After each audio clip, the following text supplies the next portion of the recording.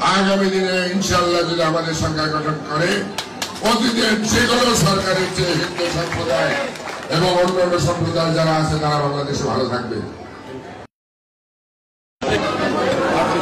আমরা গতকালকে ছিলাম আমতলী বেহালা সহ বিভিন্ন পূজা মণ্ডপে আমরা পরিদর্শন করেছি। আজকে আবার আমতলী একটু আগে গাজীপুরে আমরা একটা পুজো মণ্ডপে নিয়ে এসেছি। অত্যন্ত স্বতঃস্ফূর্তভাবে আজকের এই ধর্মীয় অনুষ্ঠান সারা বাংলাদেশে পালিত হচ্ছে। আজকে তৃতীয় দিনে এখন পর্যন্ত কোথাও কোনো দুর্ঘটনার খবর আমরা এখন পর্যন্ত পাইনি।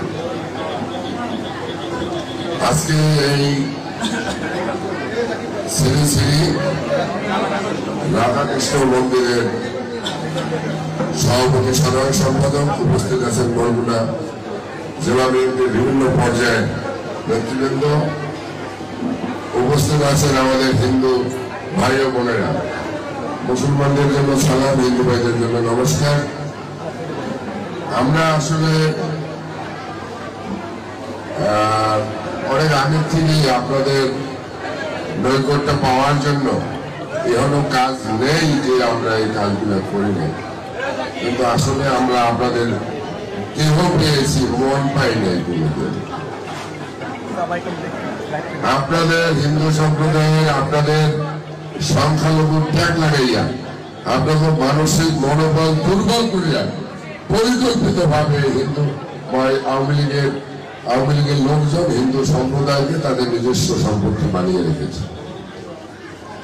আমরা কোনোদিন বলি না যে হিন্দু সম্প্রদায় সংখ্যালঘু, এটা আমরা কোনোদিন বলি নাই। এর ট্যাগ লাগিয়েছে আওয়ামী লীগ। আপনাদের মনোবল ফেলে দিয়ে আপনাদের পক্ষে নেওয়ার জন্য তারা এই দুরভিসন্ধিমূলক কর্মকাণ্ড তারা করেছে এবং তারা সফল হয়েছে। এসব ক্ষেত্রে তারা সফল হয়েছে।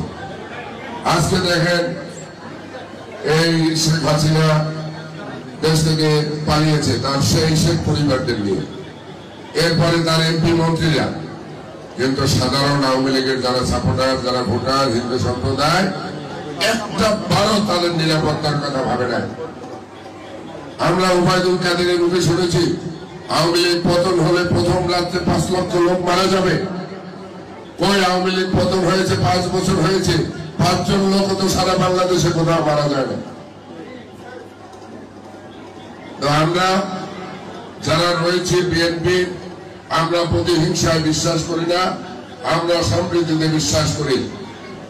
আজকে এই বৈরী আবহাওয়া